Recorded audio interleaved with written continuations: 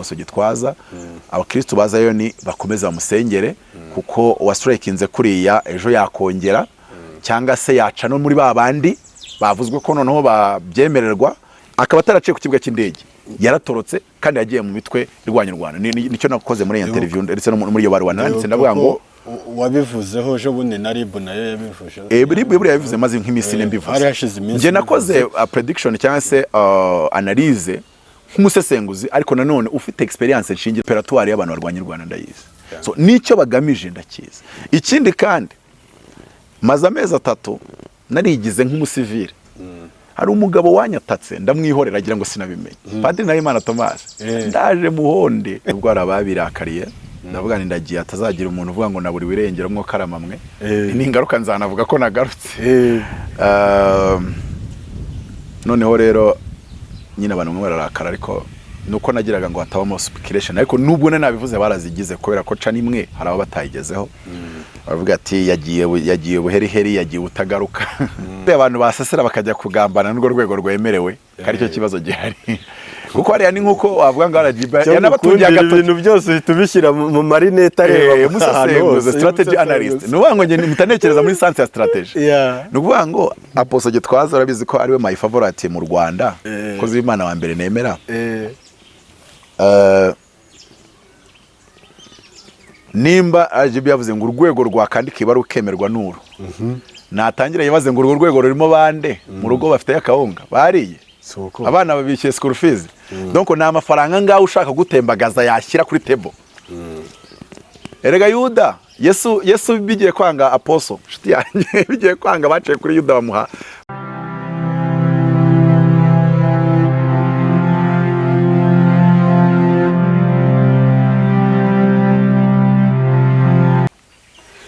reka ntangire ngusuhuza aho dukurikirana ko bwije nuko bukeye bakunzi ba Yesu ni byose TV aho muri hose mu bihugu bitandukanye haba mu Rwanda ndetse no hanze y'u Rwanda tubifurije neza y'Imana amahoro y'Imana abane namwe jewe ni Pastor Bernard kuri Yesu ni byose TV hano kuri kamera turi kumwe na AP.Mutabazi twongeye guterwa iteka ryo kukwakira kuri Yesu ni byose TV nanjye ndanezerewe kongera kuboneka kuri Yesu ni byose kubera ko nari maze igihe kirekire ntaboneka kuri kamera za YouTube mu Rwanda iyi minsi wari wariheje kuri kamera nuko naragiye aho nakoze ikiganiro kimwe njya kugenda nubwo arababirakariye ndavuga ni ndagiye atazagira umuntu uvuga ngo naburi wirengero mwo karamamwe ni ingaruka nzanavuga ko nagarutse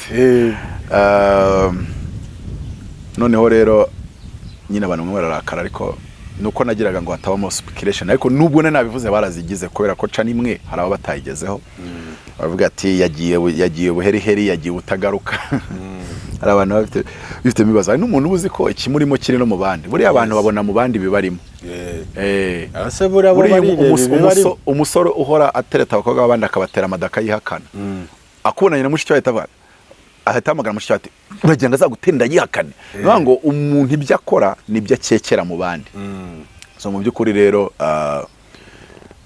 hari nk'umuntu bavuga ati nanjye mvuye mu Rwanda nkagera muri Amerika sinagaruka mpise nanabyibukira kuri kamera nabonye invitation ndi yo kujya muri Arizona ariko reba ko nanageze hano nkabyibagirwa ubu nibwo nibutse ko mfite invitation ngomba gushaka visa ubu turi kuvugana nibwo mbyibutse nta nyota ya Mutabazi yo kujya hanze njya ngira nta nyota ya Mutabazi yo kujya hanze ejo bundi nabonye wari wagiye urongera uhita wigarukira nari navuze ko nateje mvuga ko nzagaruka 28 nagomba kumara ibyumweru 3 bantereyemo ibyumweru 3 mu Rwanda urahakora ibyumweru 2 byagiye kugenda bagani muhuze conference ngomba gukora ibiterane ngomba gukora mbirangize nitahe niki kintu ukunda mu Rwanda kidasanzwe Rwanda rugira ubuyobozi bwiza umutekano buri furu ahandi urahagera ukagira ngo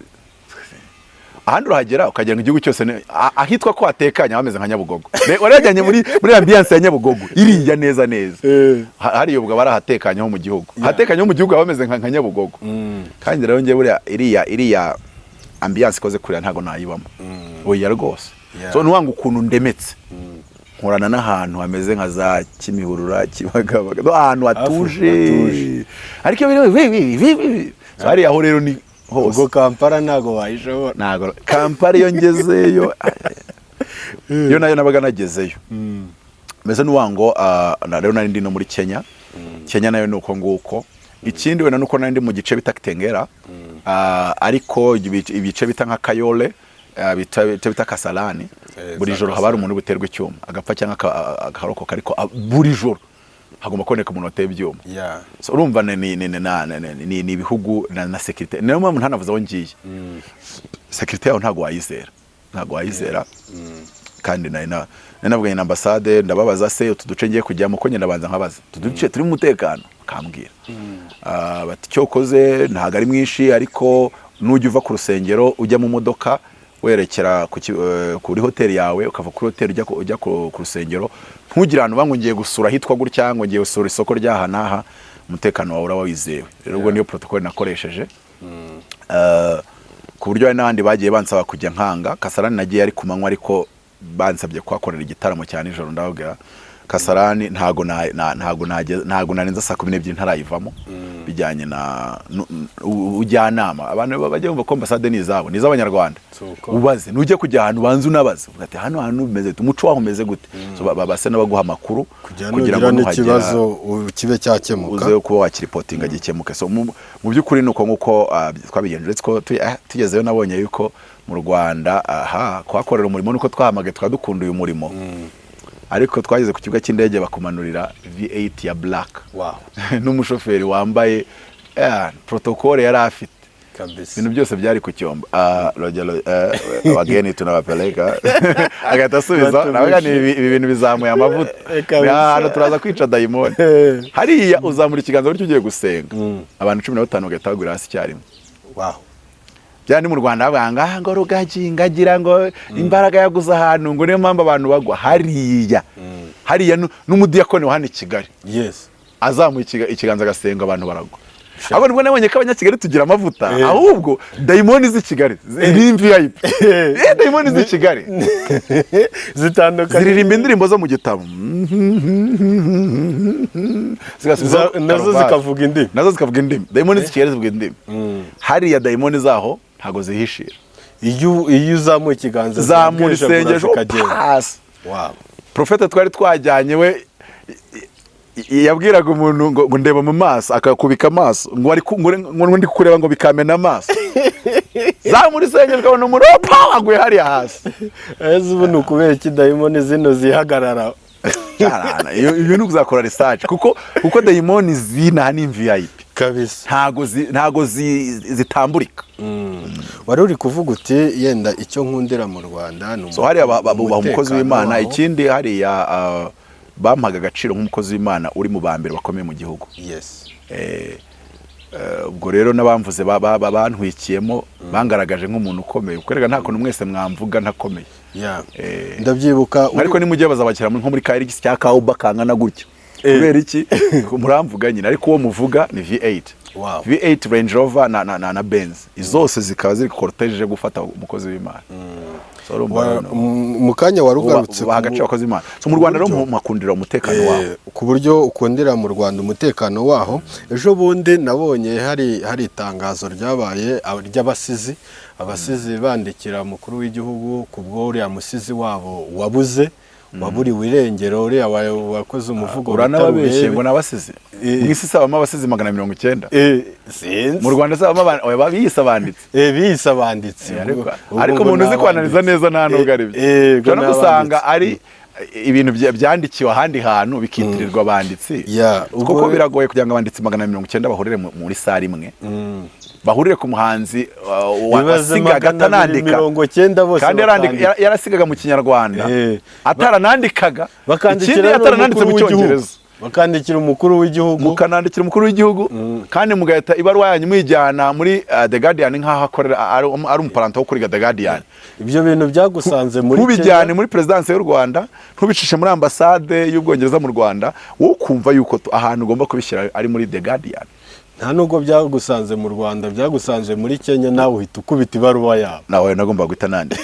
Erega n'ubango naragiye igihugu abanditsi barakigabiza bati cyata kubera umwanditsi mukuru yavuye. Umwanditsi mukuru yagiye barabatereka twata ko mwanditsi ntahari. Oya ntago. Kandi nanasize mvuze ni nanasize mu kiganiro nakoze navuze ni ndagiye ariko sinzasanga YouTube yarafashwe mpiri n'ubujiji sinzasanga ndararivuze nazo mwese muzimana u Rwanda hari n'ibintu naravuze ni mwese u Rwanda muzarwimana bukeye bihita biba ndavuga uyu mugabo no muhanuzi kabisa waje ngo ndakuvuga ibintu bikabyuka zaba rero baranditse ngo kubw'umuntu wabo umwanditsi wabo ngo wabuze uriya wanditse bya rubebe n'ibiki byose ko waburiwe irengero banandikiye umukuru w'igihugu nawe ubwawe wandika ibaruwa ese iyo baruwa yawe yo yari ubundi kurikira ko abanditsi bagomba kwandikira njyewe nawe ukandikira wenda ahubwo njyewe n'umwanditsi abanditsi bagenzi banjye nkajya kwandikira ribu nkayibaza niko abanditsi bagenzi banjye ese nta rugaga rw'abanditsi ubundi rubaho narwo ntibarwandikiye kugira ngo ubone ko bari abantu nta protocole bigeze bagira ikindi biyise abanditsi ariko nta bwanditsi nababonanye ngenda subsona yuko bari abanditsi batanahari ubashatse physical personal in person ushobora kubabura ubashatse ni person wawe ndabashaka 190 yawe kwati ngiye nishama 190 mujye mu ndege muzi Kigali turashaka kubareba in person ushobora kutababona kuko ntago biri logique kuvanga abanditsi 190 umuntu wasigaga mu Kinyarwanda ibisigo bye bitarigeze bihindurwa mu Cyongereza ngo bamenye yuko ngo yazize ngo kunenga ubutegetsi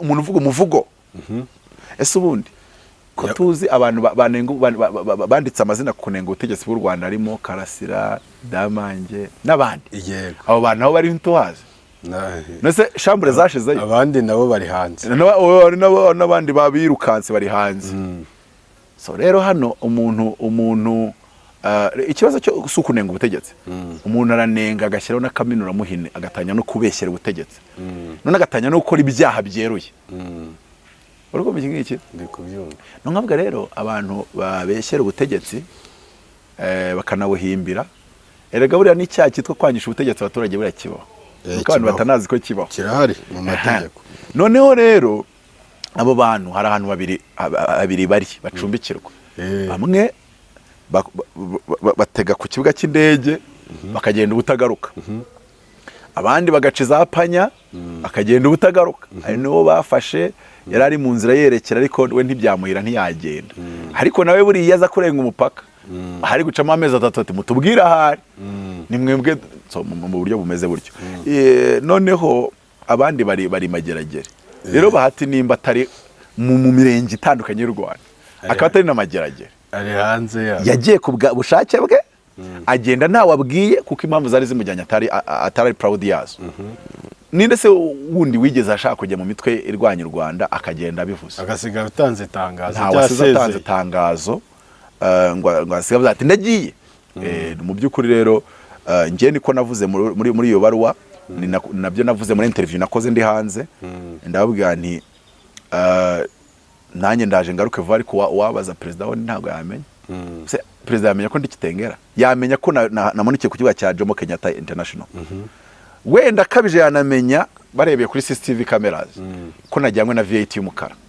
ariko akurikiye VAT y'umukara yari guhita agwa ku rusengero nagiye gukoresha moveye iryo joro rero ko baje kumfata muri VAT banjyanye muri VAT nta nubwo ari materaniro ni muri VAT ibazana nubwo uje mu giterane ni ibindi bi so yagwa kurwo rusengero urwo rusengero se ko nahavuye nkajyana no mu zindi nsengero urumva ni byaba bibazo birebire kandi byasaka kumobiriza fond zo gukorera ayo gushaka ayo makuru mu gihugu cy'amahanga no gufata aba agent bagafata indege bakagenda bagakorana n'icyo gihugu urumva ni ibintu birebire yego so rero u Rwanda ku bufaranga buke twifitiye dufite n'ubufaranga bwo gutakaza ku muntu watorose igihugu agiye mu mitwe cyangwa se abo bantu bateza ubwega ku Rwanda urumva ko banarwanya u Rwanda batwereka undi muntu urwanya u Rwanda wavuye mu Rwanda agiye avuze cyangwa akagenda asezeye cyangwa agaca ku kibuga so urumva rero ni hari ibintu umuntu avuga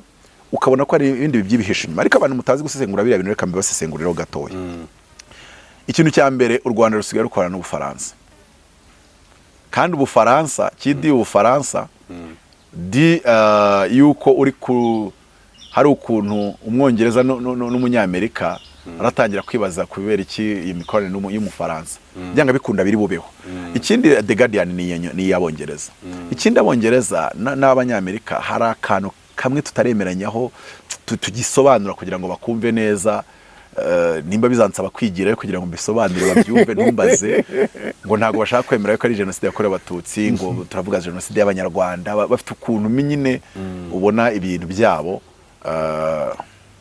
suko tutabanye ariko hari ibintu nanone gisaba kusobanura kugera uburyo babyumva kuko n'Ubufaransa nabwo hari ibyo butumvaga uyu munsi bwumvishe suko u Rwanda ruri mu makosa ahubwo nuko hari ibihugu biba bishaka guhorana akantu k'akanyafu bigukubitisha aho niho hose ava n'izo za mapping report buriya so baba bashaka kugira ngo bahorane ikintu bashobora kugushyirishirizaho pressure just in case kubw'impamvu za politike so mu by'ukuri rero abantu tubane n'abazungu ariko tubazi mode operatoire zabo kandi ibintu byinshi bakora ntago bagaragara so sont des mains invisibles ntago bajya bagaragaza ko babirimo kandi in the end tuza gusanga babirimo ibyo byose rero wenda mbananga kugenda muga case zitandukanye kubera ko igihugu murabana uyu munsi ejo mukabana nabi ejo mukabana neza ariko ingabo zari muri Kongo imugunga zari zifite toni 100 z'intwaro mfite documentaire bigaragaza bakin indege 9 none nzi n'umuzungu witwa Guillaume Ansel watanze interview iri kuri YouTube avuga yuko intwaro aribo bagize gute bahawe ode yo kuzibaha yabaza ngo kuki twanazibahaye abantu baba genocideri turi gufasha abantu barokotse genocide basize bakoze tukanabohereza intwaro aho bahungiye ibyo bintu mwabinsobanurira undaramuga ati byaturutse hejuru arangije aramuga ati se kubera iki abaza umuntu wagiye ayoboye komva donc afande wajyanye komva ko yari yasigaye mu nkambi aramubwira ngo no kugira ngo ngo kugira ngo twirinde sinzi ukuntu ngo kugira ngo twirinde none ndaravuga ati ngewe na n'uyu munsi ndumva uburyo kwaruma abantu bakoze genocide ari ukwirinda aho ngato asimbuka so nshatse kugaragaza mode operatoire hari ibihugu byamatse ibihugu byo hanze biba bidashaka babi bishaka ngo mukomeze mubane ariko ku rundi ruhande utazi ibyo bigukinze aho hirya so dutego biri gutega uyo bishobora no kubana gutyo bangwe anytime nitwamenye tuzakenerera kubyutsa abangaba kugira ngo tumujegeze muri ubu buryo noneho uyu munsi rero hari impamvu nyinshi zo kugira ngo tugire ibihugu byinshi bidurwanya one Central Africa umuntu wese arufite inyungu tugatwara zibangamiye kugira ngo asigare inyungu z'abanya Central Africa zonyine kuko ari igihugu cyabo nyine natwe tubonemo inyungu nyine kuko ari cyo twabafashije ariko abandi bo araza akamara mu gihugu imyaka 10 ari no mutekano avuga ntiyawuzanye kandi yirwaho ngaho aguterera abakobwa indacyoko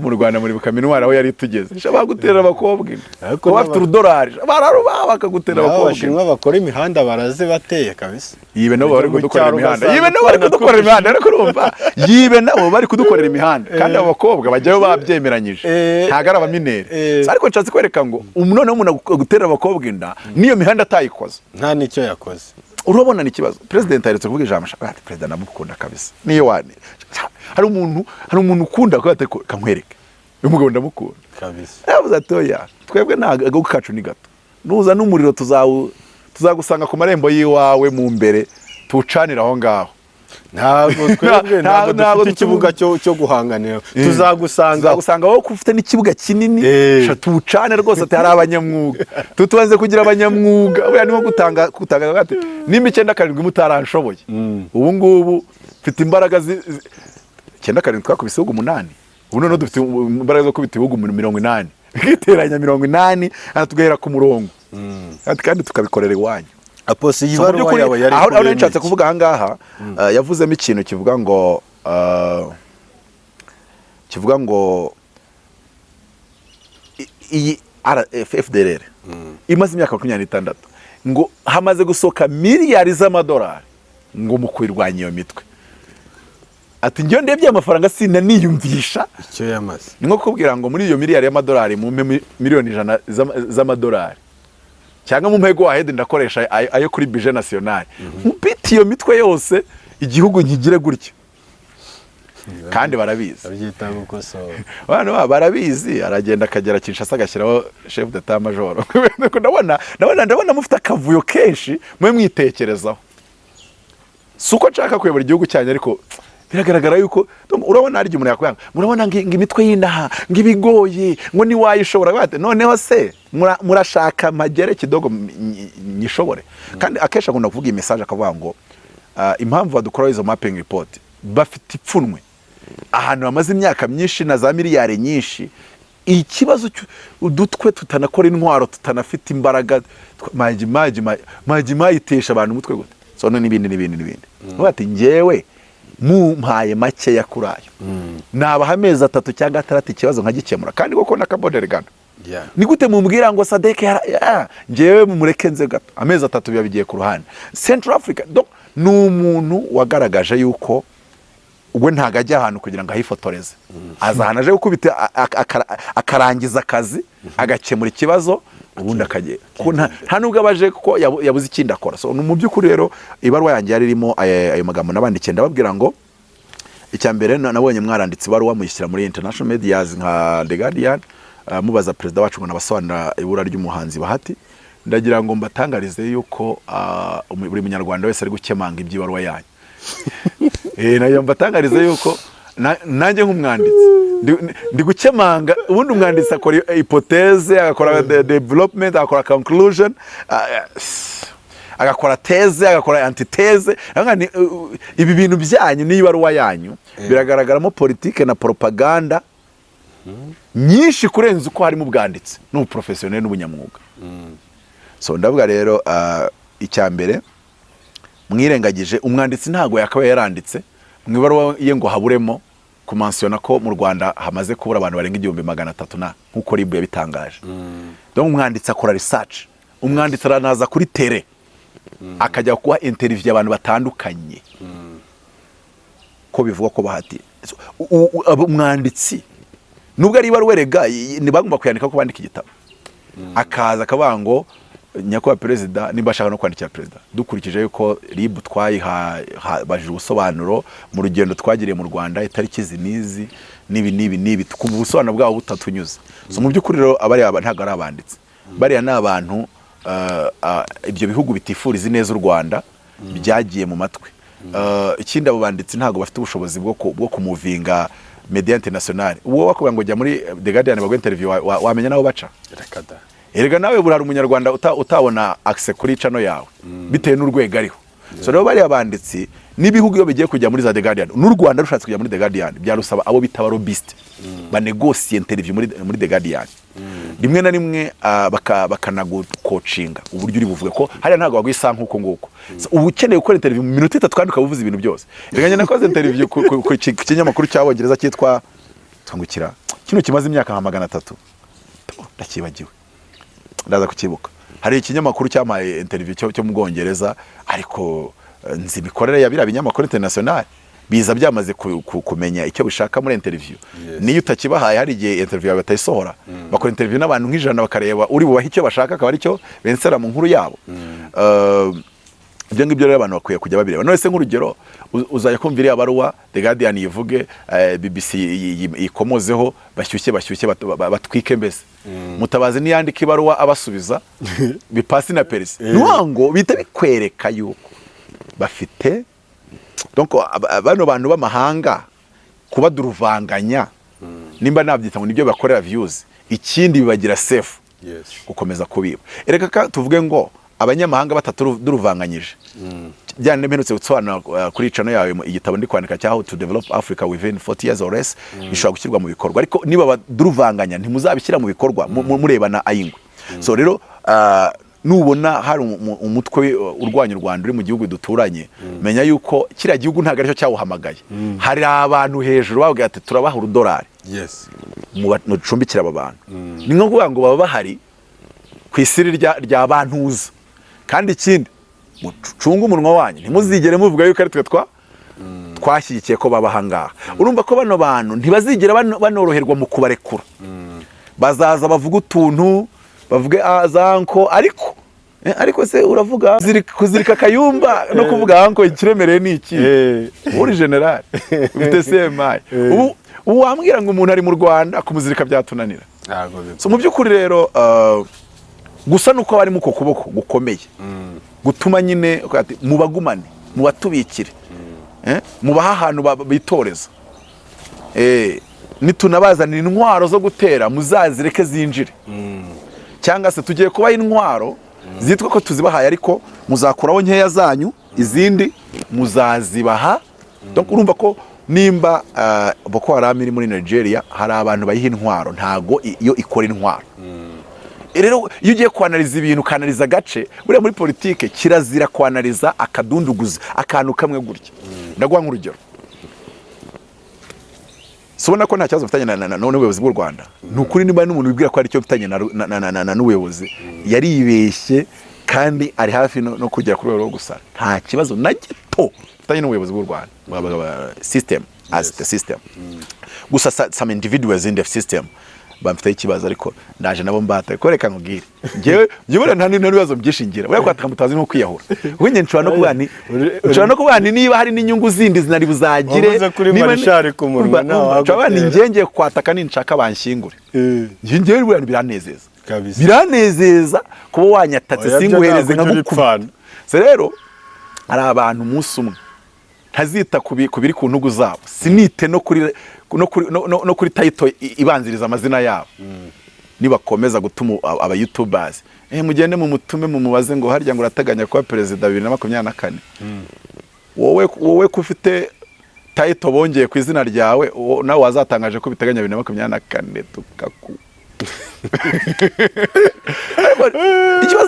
ikibazo ni ukuhimbira umuntu. Uri iyo uhimbira Mutabazi wumva yaceceka. Erega Mutabazi izina rye n'umugati, izina rya Mutabazi n'umugati. Ibyo ni kuba YouTubers, kuba YouTubers baba babatumye. Ariko noneho kuri abo ngabo ibibagenza no ngo bafite ubwoba ngo Mutabazi ejo azaba ngo iki niki, kandi ngo nabo bashaka kuba icyo nicyo.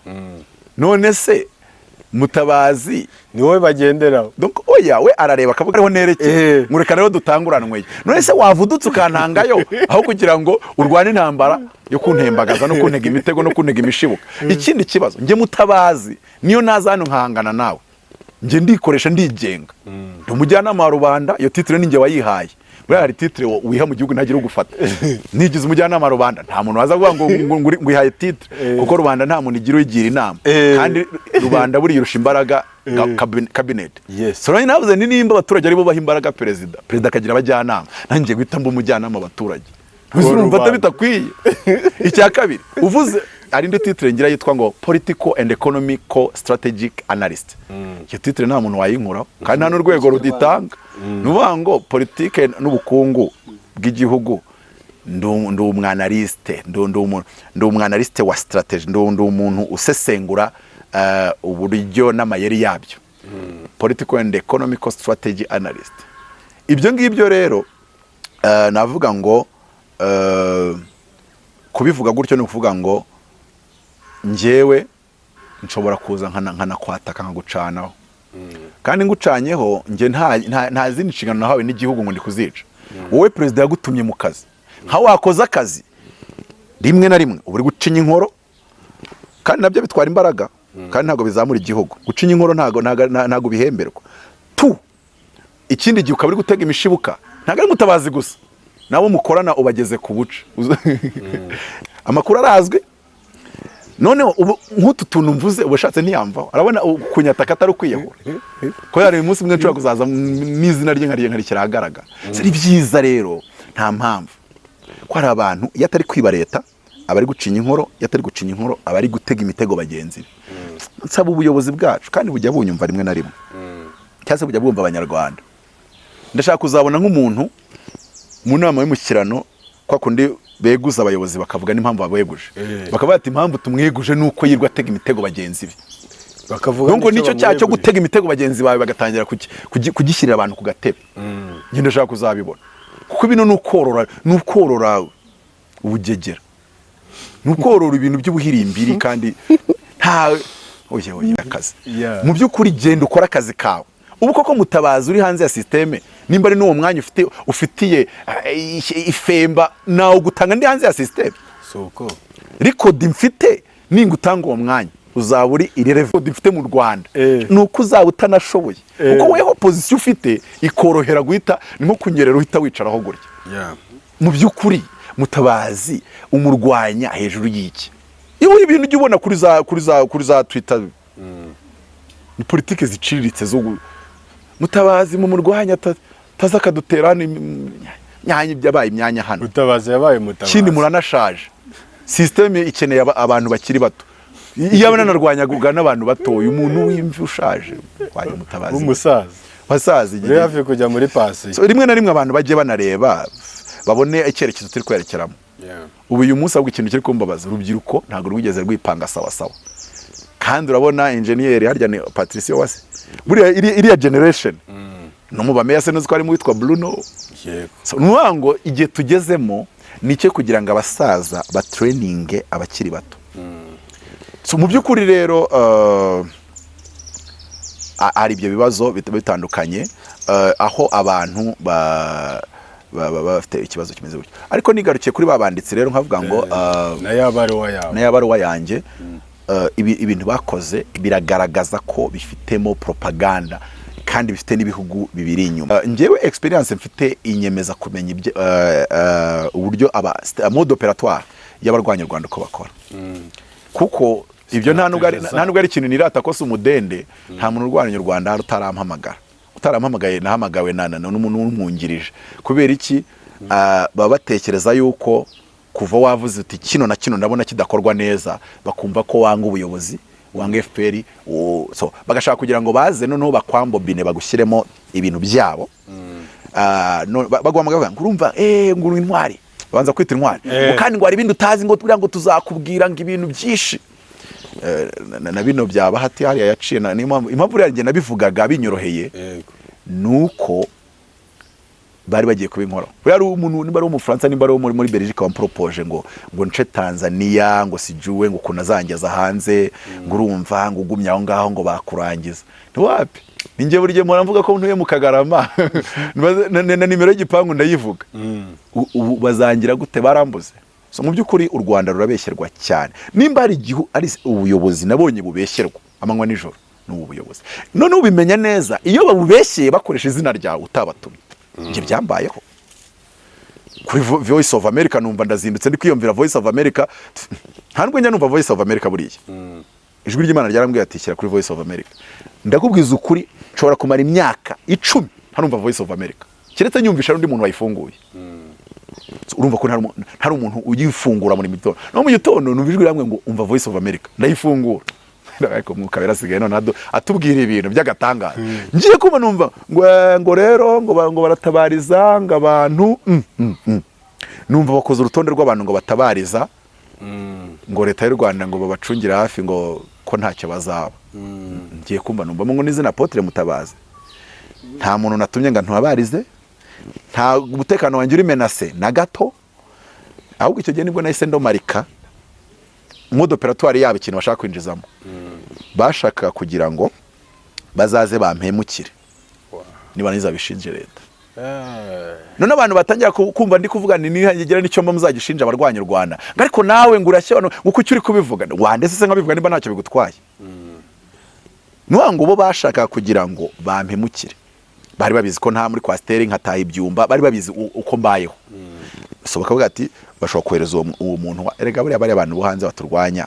Haba harimo abantu hano bafite doctrine zabo ariko tutabazi bakorana. So bakorana nabo. So rero isaha wa muntu bamutuma kaza kakugutura barangiza bagahita bavuga bati don ntimumureba ko ya leta imugize. Ikindi kandi tureke n'ibyo ngibyo negena n'intwaye moto mutaratwara nabenda kugonga imodoka RDF yibara na plaque bya RDF. Namwani ubu ngubu ko abamotari beshe babanzi iyo nteze moto abamotari beshe ntega AP.Mutabazi nushaka kuntwarira ubuntu ambwa wapinda kwishyura. So niyo mpamvu naretse no gutega moto kubera iki usanga ari uko ntago nkunda kugenda buri muntu wese avuga ngo AP.Mutabazi aha ibintu nk'ibyo ngibyo. Noneho ni no mpamvu nanaretse ibintu byo kugira byo kutwarwa n'umushoferi. Kuko iyo ugiye kugambanirwa umuntu wa mbere kugambana n'umushoferi byabaye ngombwa ko kuvuga ngo reka njye nitwara. Njye gutwarwa n'umushoferi igihe abo bantu barimo barwana ngo ntagera ihora nkakara igihe nzaba nahageze nibwo nzongera gutwarwa n'umushoferi kuko nge nabonye yuko mwana nansembuye buriye shaka nkubwire byatumye wegera kuri vo bajyaga bambwira bati waje tukaguha waje hazino nshingano zinizi nkavuga ni mube muretse hari ibyo mbaye ndimo ubu noneho niba nambwira kuza gukoropa toilette nzahita nza kugira ngo mbababarize icyarimwe noneho tugana mu by'ukuri rero icyo nashaka kuvuga aho ngaho cyane ndi kuvuga ngo nimba umuntu yarampropoje ngo na yinvestingemo nge mve mu gihugu nuko nuwo bahati hari ababimupropoje uwabimpropoje ntabwo yatinye kubipropoza bahati noneho rero wenda nubwo bitageze ngo byabutise ariko dufite urugero dushobora gukoresha nk'urwa Gilbert bamaze kumwambutsa none wagera hariya ugasanga uri kwense waramaze kugira amaboko yabo urarya kubera abo uragira gute kubera abo bikaba nkaho bibaye ngombwa gukora ibyo bashaka kuko urumva ugenda bakwiyeretse nk'abana beza ariko wagera hariya bakakwereka ububi bwabo bwose kandi bigasaba yuko usa naho ukopera nabo kuko nta yandi mahitamo ufite so reka rero mvuge ngo bahatiye umunsi ahantu ari ashobora kuba ari contre son propre regret ashobora kuba aziritse cyangwa se ashobora kuba abahamushyize yaragiye muri ubwo buryo bwose babeshyamo abantu kundi kuvuga par experience ntago ari ibintu niyo mpamvu byanyureye kuvuga ngo ndabizi nimba atari mu Rwanda akaba ataraciye ku kibuga cy'indege yaratorotse kandi yagiye mu mitwe irwanya u Rwanda nicyo nakoze muri interview ndetse no muri iyo baruwa nanditse ndavuga ngo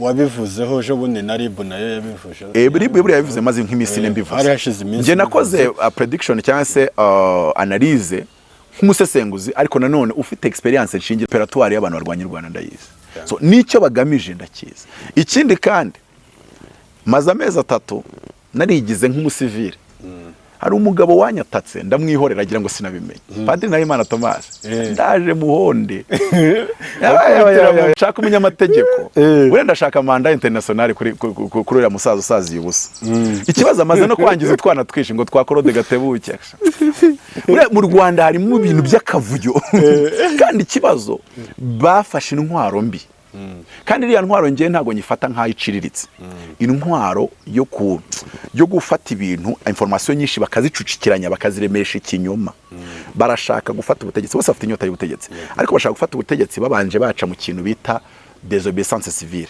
kugira ngo bayigereho birasaba kugira ngo bavana abantu muri ndi umunyarwanda babasubize kuri ya moko atatu niyo mara kuyasubiza kuri na moko atatu icyo bagamije nge narakigaragaje uriya Padiri Nahimana Thomas n'abandi bambaribe impamvu navuze ngo yaranyatatse nanditse bara isa kwa president baba taifa banga kunyataka directement atuma abadisiplebe kuri Facebook zabo ko ndazimonitoringa rega niko kazi kanje rega ndi umunyana wa rubanda nese ndabagiriye inama nuko bagira inama y'uburyo bahuza na gahunda za leta cyangwa se bakabasha kwiretrouva ntibamere nka babahungu baba bavuga ngo ubukungu ngo mu Rwanda ngo gutangira business biragoye ngo urebye ngo amafaranga bayashyira mu bantu bakeya ahubwo ikosa u Rwanda rukora byambere no gushyira amafaranga mu bantu benshi no gushyira amafaranga mu bantu benshi hari umuyobozi wigeze ambaza ati ubukungu ubona hakorwa iki mu Rwanda navuga ni ibintu bitanu tubagiye kwa Joseph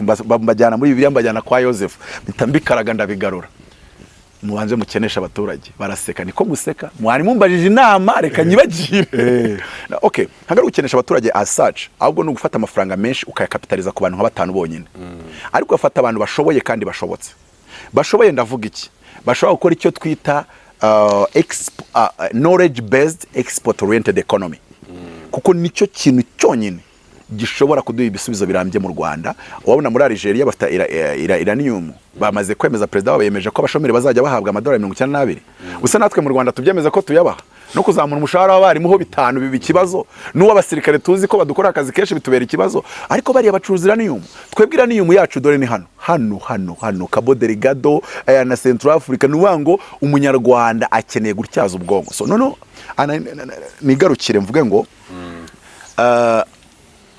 kukingira inama rubanda nibyo ngibyo no kugira ngo umunyarwanda abone uburyo ashobora kujyana na system u Rwanda rwafasha ku Rwanda mu bukungu ngo rukoresha system ya Singapore ukayikombina na Korea y'Amajyepfo na analize yanjye ntago ariko bambwiye ariko ngiye nkoresha imboni yanjye nka political and economic strategy analyst mbona ko bakombina style ya Singapore n'iya South Korea. Noneho system ya South Korea, buriya economy ya South Korea yubakiye ku masosiyete atanu y'abagabo batanu. Byuchungu wa Samsung, umugabo washinze RG, iyo bita SK, niyo bita Hyundai, niyo bita n'eshanu zonyine. So noneho ubwo buryo bw'imyubakire butuma ubukungu buzamuka mu buryo bwihuse cyane, ariko reka twigarukire. Bano bagabo rero bo barumva bashaka gufata ubutegetsi, babona ku ntwaro bidashoboka, kandi ko ntibishoboka. Nakubwiye ngo u Rwanda 94 rwari rufite ubushobozi bwo gukubita ibihugu 8 APR, noneho bukagera Kinshasa. Uyu munsi rufite ubushobozi izesense ya Kanobye maranga ubu dufite abanyamwuga. Nango cyagiye 94 ntabwo twa twagize abanyamwuga, ubu dufite abanyamwuga. Dufite ubushobozi bwo none gukubita ibihugu nka 30 bya Afrika. Byifashe bikigira APR, tugahera ku murongo tugakubita. Ariko ntago ari uko dukunda uburwanya. Yaravuze ati hamwe turinginga, ahandi tukanegosiya, ahandi tugasaba, atari ko hari igihe tutagira uwo dusaba tugakora ikigomba gukorwa. So bano bagabo rero bo baravuze atoya, reka tuze tubeshya abanyarwanda. Donc intwaro yabo ya mbere ni ikinyoma. Kuvuga ngo intwaro ya mbere iyo ku ntwaro ntabwo byakunda. Kuko iyi kinyoma niyo bariho ya kabiri. Yumvanye padiri arimo asobanura ngo uburyo bune bwo gufata ubutegetsi, ariko ubundi abuvugaho yirukanka ahitaza ku bwanyuma. Uburyo bw'amatora ntibushoboka, nibwo bwemeye na constitution. Uburyo bwa constitution iyo budashobotse, hashoboka ubundi buryo bwo kurwana ku ntwaro, ariko kurwana nabyo buriya bazi droit international bisaba kugira ngo ugire legitimité yo kurwana. Bisaba kugira ngo ugire impamvu isobanura kurwana kwawe. Ubu bari ku buryo bw'umuntu kandi nabwo ntibabushoboye. Nta muyobozi wigeze avuga ko u Rwanda ari nk'ikirahure cyuzuye, ko ni buriya nibyo biguha impamvu yo gufata intwaro. Bo rero ntayo bafite, bagomba kwikreya rero sasa. Uko kwikreya niko gufata abahati. Mutabazi simbuka, genda uvuge gutya, bagapompamo muri Rashid, genda uvuge gutya. Rashid yageze ahantu avuga ngo abatutsi bapanze kumara abahutu. My friend, no ari siri bla.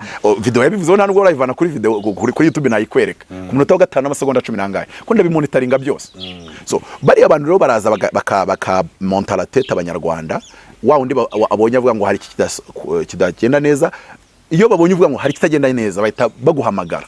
Barangiza bagahita none bagupakiramo ibindi bintu byinshi udashobora kudigera. Noneho bo bazi neza icyo bagamije.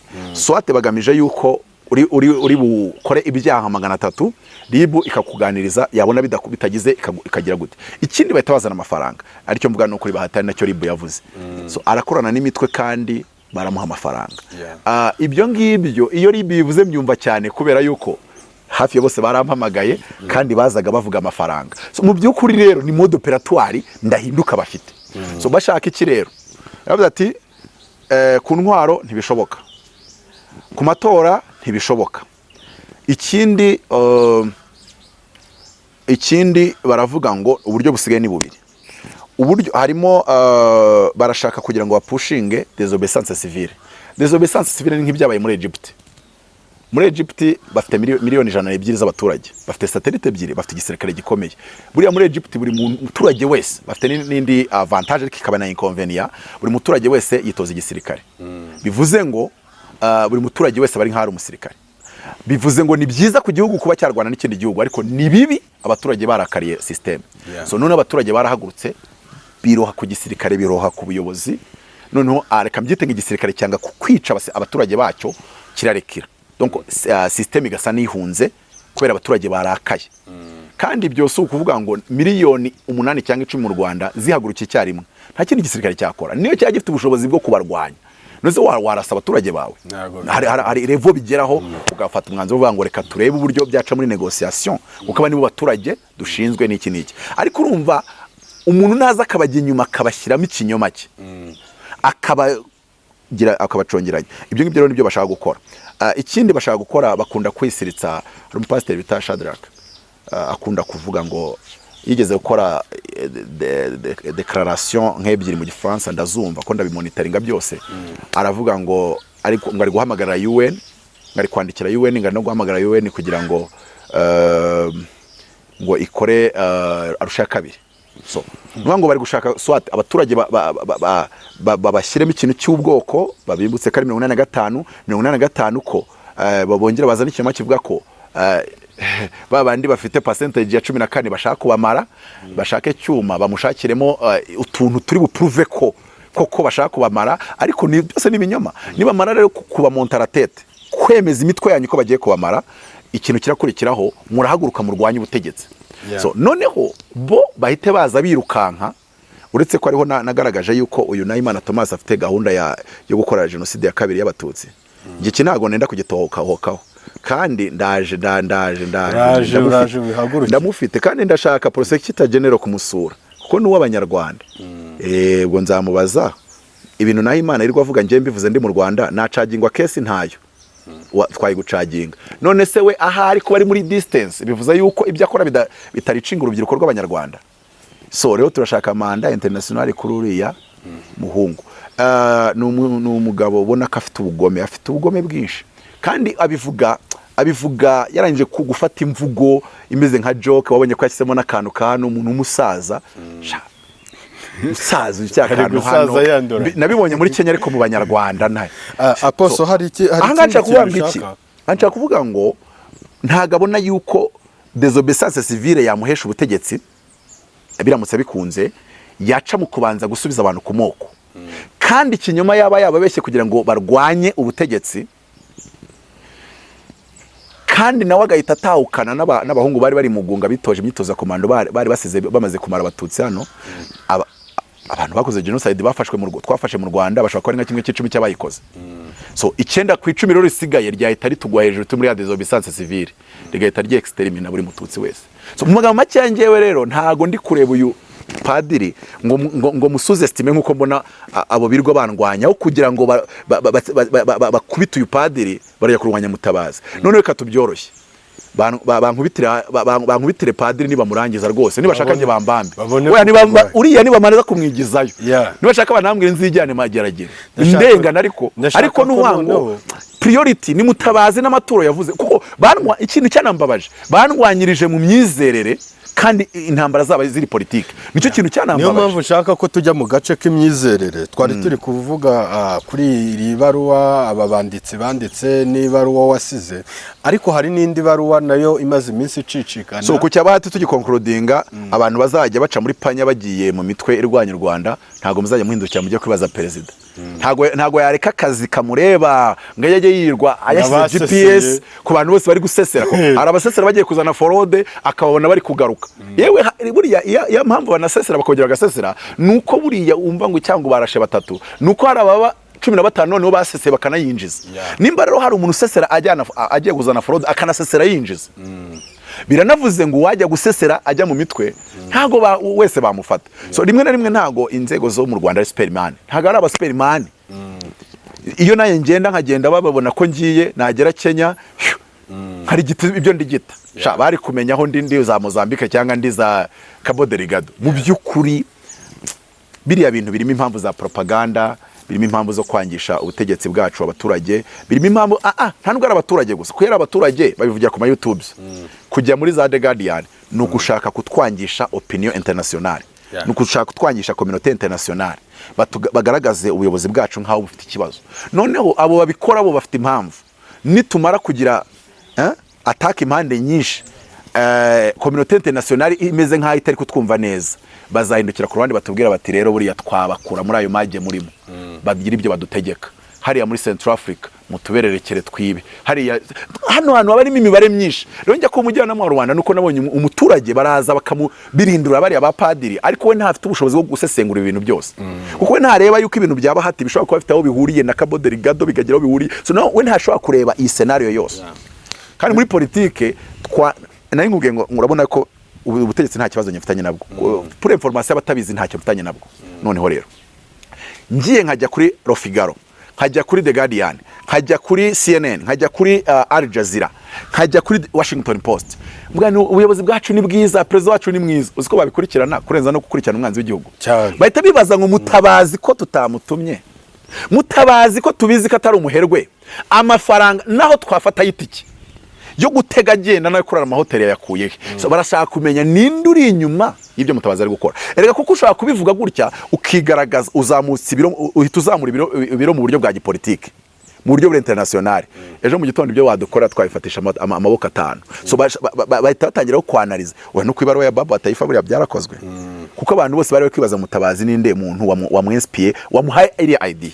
so bamaze kwanariza igihe kirekire inzego zacu zikora neza zibona neza yuko nubwo zitabimbwiye buriya nanjye mfite none se ko ijuru rigira urwego rw'ubutasi twabigenza gute ariko bari bafite ikibazo cyo kwibaza ngo Mutabazi ninde wamushyizemo iki gitekerezo ninde wamufinanshije muri iki gitekerezo so nyuma baza gusanga Mutabazi we yafashe initiative ku giti cye arabikora ku giti cye so mu by'ukuri rero iyo turi kwanariza ibintu nka biriya baruwa tubanza kwanariza intention so nimba baruwa yanjye haranarijwe intention nabikoranye nuvuga ngo niriya baruwa yo kuri Bahati tugomba kureba intention noneho rero reka turenge icyabahate tugaruke kuri iyi baruwa muri iyi minsi ishize turenge icyabahate ariko aho ari muri iyo mitwe nimba abasha kujya kuri mikoro azadusuhuze mu Rwanda avuga ati narahafashe kandi nzagaruka mbamerere nabi tumenye nahari n'abatubaza ahari tumenye uburyo tugira ariko uzi gushakisha umuntu udashaka kumubona iyo umuntu ashaka kumubona unashakira hataraka ngo ndi hano iyo wayobye nyina ndi hano so mukagenda nubwo umushaka nta nubwo yanamubura ufite ubuyobozi none se buriya nimba umuherwe twaramukuye mu Bufaransa na CIA yari yashyizeho miliyari 5 akabura ubu ngubu Bahati tuzamubura imyaka 10 tuzamubura 50 tuzamubura 20 reka twigarukire noneho ku ibaruwa nabonye ubwo twamenya aho yaciye no kumufata tuzamufata ku ibaruwa nabonye muri iyi minsi yacicikanye ivuye mu itorero rya Zion Temple riyobowe na Paul Gitwaza Apotre nabonye ababishopu bayobora uwo murimo inaha baranditse ibaruwa yo kumweguza yuko baretse gatoya uraza gusubiraho ngaho umunsi umwe uzantumire nkore ubwo nkizaga kiregeshwa kanjye kuyo ntaza kugenda natakavuze uzantumire nze tuvuge ku gitabo ni kwandika cyitwa ngo ibanga ry'ubumwe budasenywa n'amagambo ubwo nibutse yuko abantu bari gusenya u Rwanda bashaka gusenyesha amagambo kandi nagira ngo mburire abayobozi b'u Rwanda ntimusuzugura amagambo kubera ko domaine y'amagambo ariyo nkoreramo n'ukuri uyu munwa Yakobo yaravuze ngo nakagingo gatururiminga ariko kirata ibikomeye ngo kandi ngo ishyamba bari nini rigatwikwa n'agashashe gatoya buriya rero umuntu ukoresha umunwa akakoresha ikinyoma ntago tugomba kumufata minenegwe niyo mpamvu ngiye gustrikinga kwa Padiri Nahimana kandi ngiye gustrikinga ndanabitangaza ntago nje nishira rwose nzagustrikinga kandi ndashaka manda international kuri wowe wa mu genocidaire reka twigarukire twigarukire narindi kumurata amashimwe ya qualification banditse baruwa bayandikira ibanga ntago nabijyamo tuzantumire ndetse tubivugeho harimo ibintu bitanu strategy 5 twakora mu Rwanda ariko RGB yabasubije yuko ibirego byabo byataye agaciro nta shingiro bifite nta shingiro bifite yes kandi kuko nta naryo ariko wibuka RGB yarababwiye ngo urwego rwemerewe nuru none bari abantu basasera bakajya kugambana n'urwo rwego rwemerewe kari cyo kibazo gihari kuko ari ni nkuko wavuga ngo RGB yanabatungiye ibintu byose bitubishyira mu marineta reba musaseguze strategy analyst nuvuga ngo nge mutanekereza muri science ya strategy nuvuga ngo Apostle Gitwaza arabizi ko ari we my favorite mu Rwanda ko z'Imana wa mbere nemera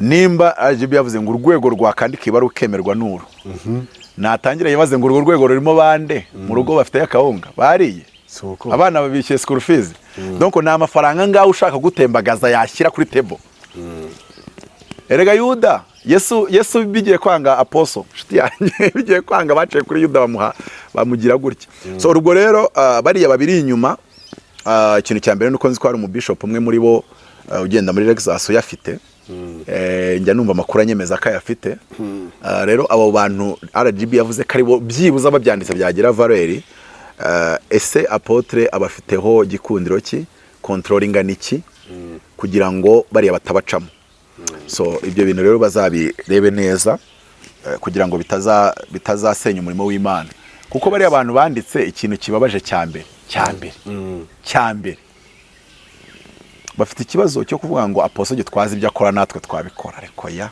rwose n'igihe yajyaga hanze mugikorana yaragendaga ugasanga abantu bakiza ku rusengero kandi mwaraga mwasigaye kuki se batazaga abantu bakajya baza Apostle yaje so bigaragara ngo hari grace hari anointing muriho itabariho ngiye umuntu wemera icyo adashoboye nibyo nigeze kubwira umuyobozi umwe yarambajije ngo nkwa kugira president wakora iki ndamugani nahise mpaguruka ndamugani nyakubahwa ikindi gihe nzongera kuba nicaranye nawe mu ngero uzongera gutanga ntuzashyiramo ijambo president ati rwari nk'urugero navuga ye rwari nk'urugero ariko nanjye mbisubije nk'urugero mbaza uti nihe ubona watanga contribution mu Rwanda ariko ibyo kumbaza ngo wambajije ikibazo kivuga ngo nkwa kugira president wakora iki nanabirose nabyo kajya kwivuza mu mutwe ndose nabaye president w'u Rwanda nabyo kajya kwivuza mu mutwe kubirota gusa nagaruka kubitekereza kubirota yangane rero nge ngira ibyo nubaha menya icyo nshoboye nkamenya n'icyo ntashoboye sinahirahire nanakitekereza oya so urumva icyo nshatse kuvuga n'ikivuga ngo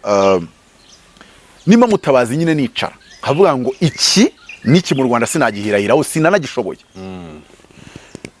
no mu itorero abantu batabizi babona Mutabazi ndi kuvuga nk'ibi ngibi bivanga mu Cabo Delgado n'iki nkakubita no kwa Yakobo muri Bibiliya ati nanjye buriya ngiyeyo nabikora bahita gufunga muvande iyi na amavuta na anointing Imana yanyihereye wowe waza ukavuga bwa mbere ukavuga bwa kabiri gatutsikira bagahita banakumanura so rero tujye twemera ngo hari icyo nshoboye hari n'icyo ntashoboye rero bari abantu bananiwe kumva ko Apostle Gitwaza ari visionnaire kandi visionnaire ntagiri ari koperative ngo visionnaire akeneye guhindurwa agashyiraho undi visionnaire agashyirwaho undi visionnaire ndibuka ko ari nababikoze Kimisagara umuntu akajya hariya akagenda ariko barabona sinzi niba batarabonye ko bakoze ikosa restoration yabifite imbaraga muri iki gihugu zikomeye iyaba amasasu yarayiyoboye nkuko Gitwaza ayoboye ariko uyu munsi masasu nuwa hariya masoro ibindi ntubimubaze so ariko nibumve yuko kuba ibindi sinzi ntahinjira cyane kanigarukira ko abanyarwanda bikizemo akakantu ko kuvuga ngo yobora imyaka 5 uveho hajye undi 5 haveho hajye undi 5 iyi ni daimon igomba gupfa ibyo babirekereza ADPR kuko zahisemo kubaho nka koperative ariko nabo hari ibintu bageraho nibyo batageraho so izi rero vision cyangwa se aya matorero yubatse kinyamuhamagaro cyangwa se yashinzwe n'abanyamuhamagaro kuko urabona ADPR ibaratangiye razwe n'abaswedwa n'amagambo makeya iyoborwa na ko ubundi ari ubuyobozi bwa episcopale hari ubuyobozi bwa nka buri anglikane ni cyo twita episcopale style y'ubuyobozi yitwa episcopale buri ADPR ikoresha uburyo bita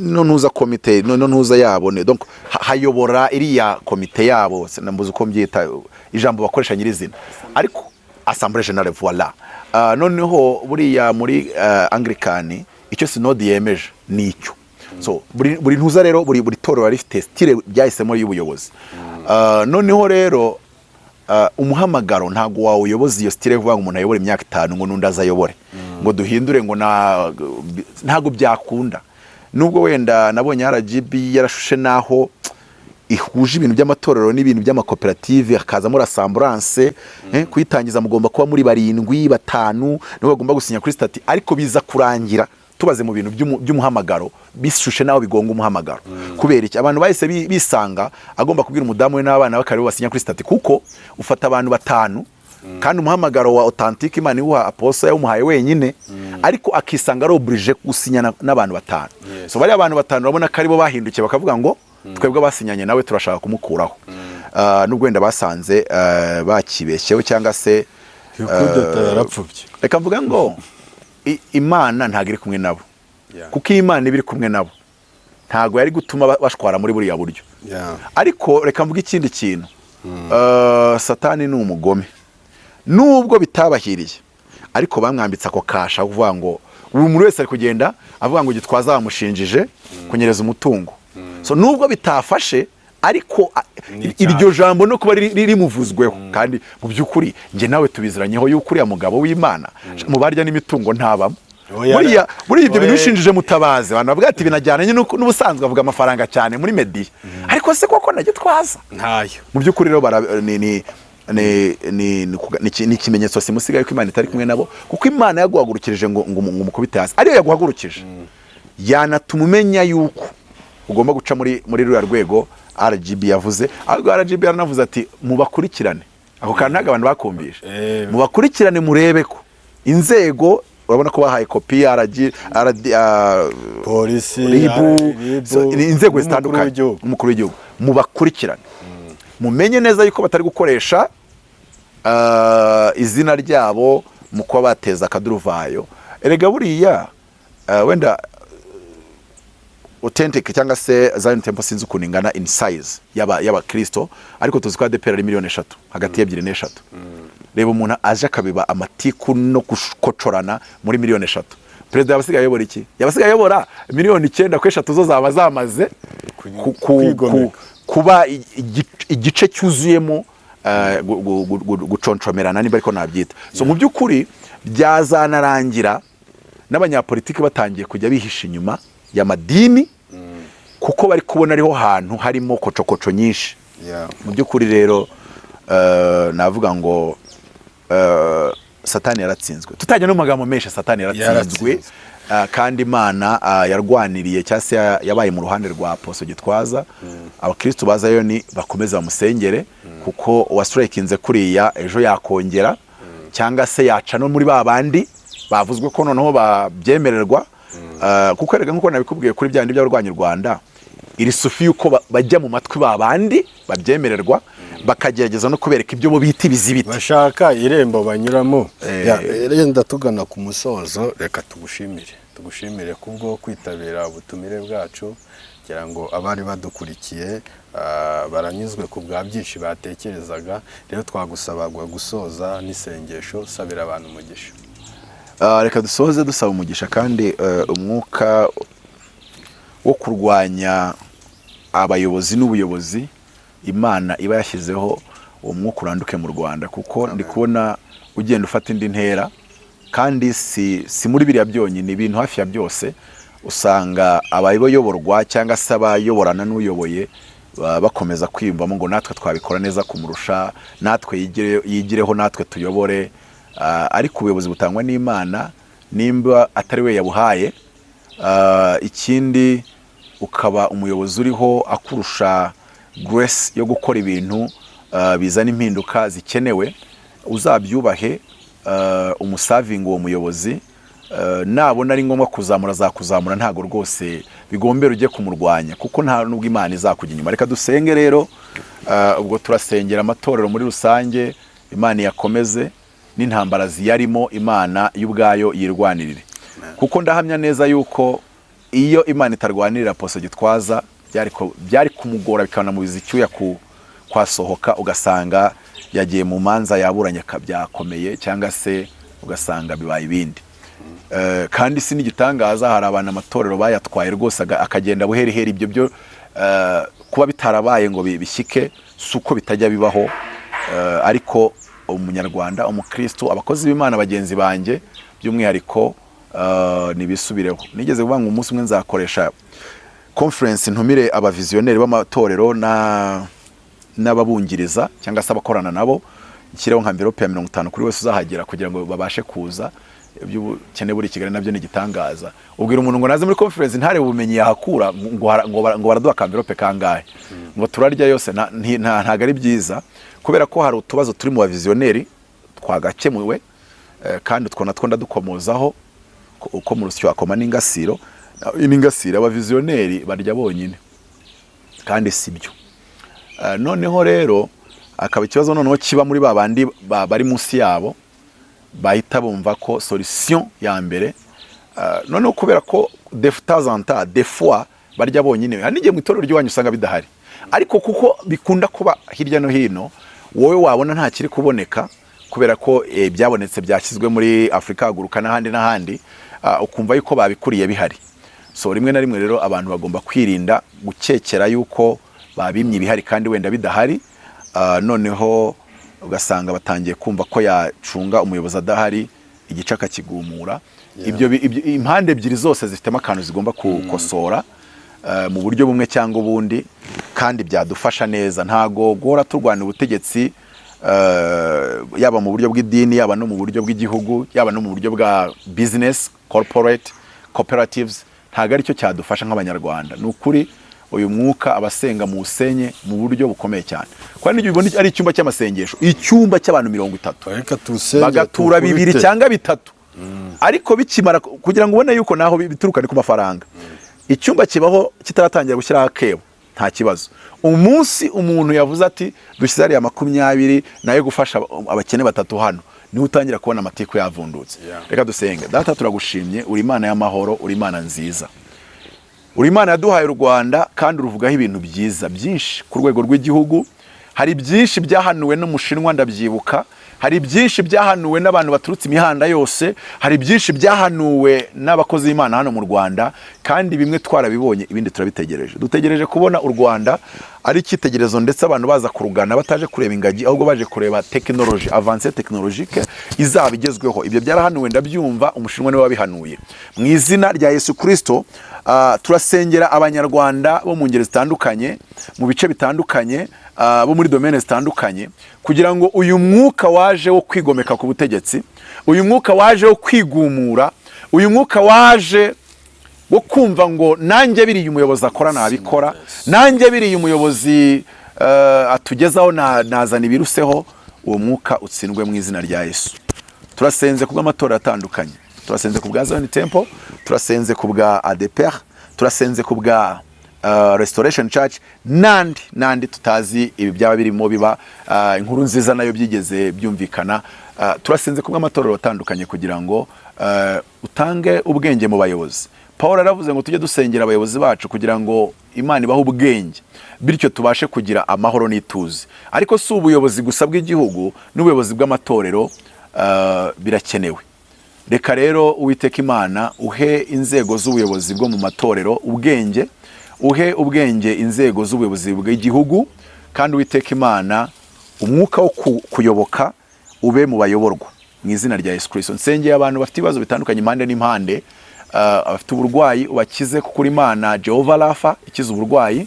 Abafite ibibazo biri financier, ndatuye kugira ngo Uwiteka Imana ukore ku bwonko bwabo, kuko ikibazo cy'amafaranga iteka gikemuka iyo ubwonko bwakiriye indi mitekerereze mishya. Reka rero bakiriye iyo mitekerereze mishya, abarwaye ubakize kuko Imana nziza, abafite ibitero by'abadayimoni, abafite ibitero by'abarozi, mu izina rya Yesu turamenagura izo mbaraga. Katika jina la Yesu Kristo turohereza umuriro kugira ngo twike izo mbaraga, bakire gutsinda, bakire ubutsinzi, ko turabatsinze ndetse no kurushaho. Urakoze ko wumvishe gusenga kwanjye. Sengeye iterambere ry'u Rwanda, ubuyobozi bw'u Rwanda musengeye iterambere, kugira ngo natwe tugere ahantu tuzatangira guhemba abashomeri mu izina rya Yesu Kristo. Birashoboka, dukoze tugatera imbere, birashoboka tuzamuye ubukungu, kandi ubwo ifaranga ririmo rigwa, Beneri gatangaza ko bitazatera ingaruka nyinshi z'ubushomeri n'ibindi bigiye bitandukanye. Ni mu izina rya Yesu mbisabye nizeye, urakoze. Amen. Amen.